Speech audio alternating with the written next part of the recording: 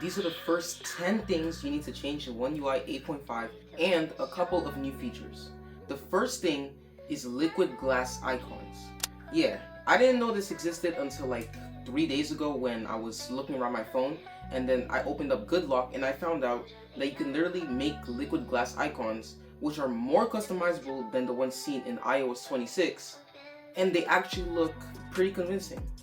To do this, you just have to go to GoodLock, download Theme Park if it's not already downloaded, go to Icons, press Effects, and then you're going to see this glass button. Press that button, you're going to see that the background of all of your icons, most of your icons anyway, are going to become clear. But the icons still have their color. So you have to go to Color, you got to put this more or less white.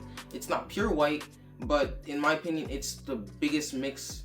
It's the best mix to make the icons look convincing.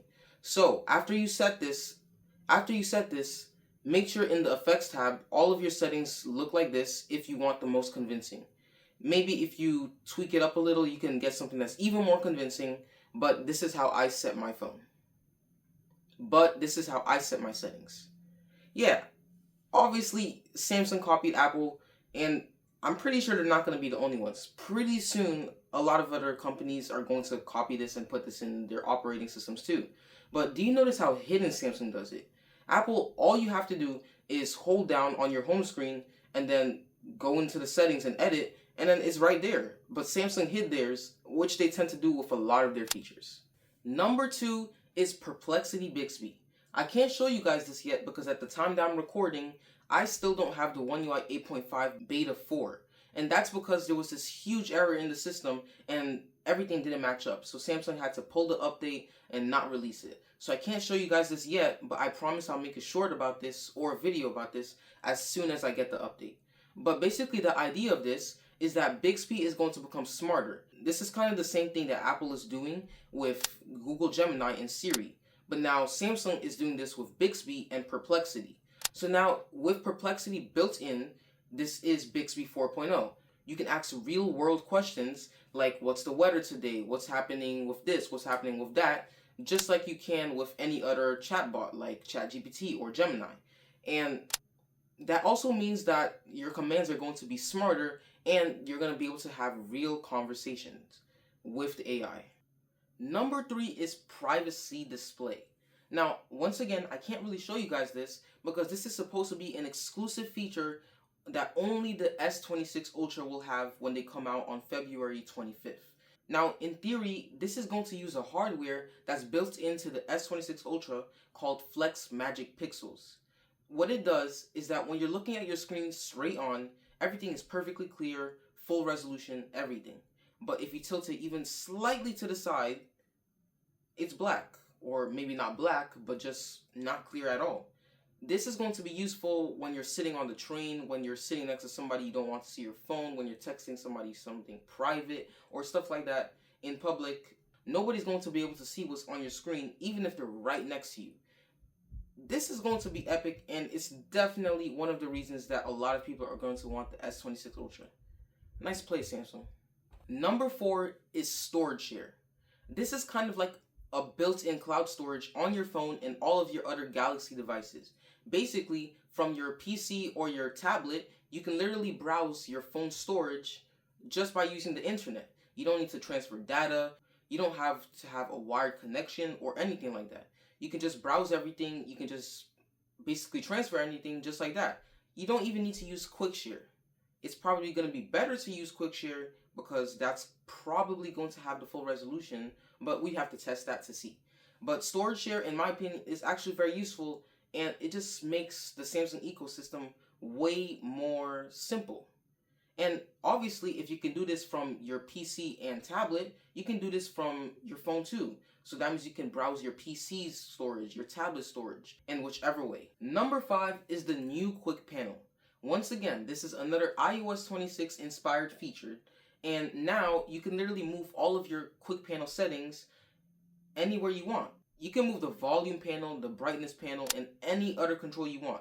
That collapsible window, yeah, you can move that too. You can resize it. You can do a lot of things.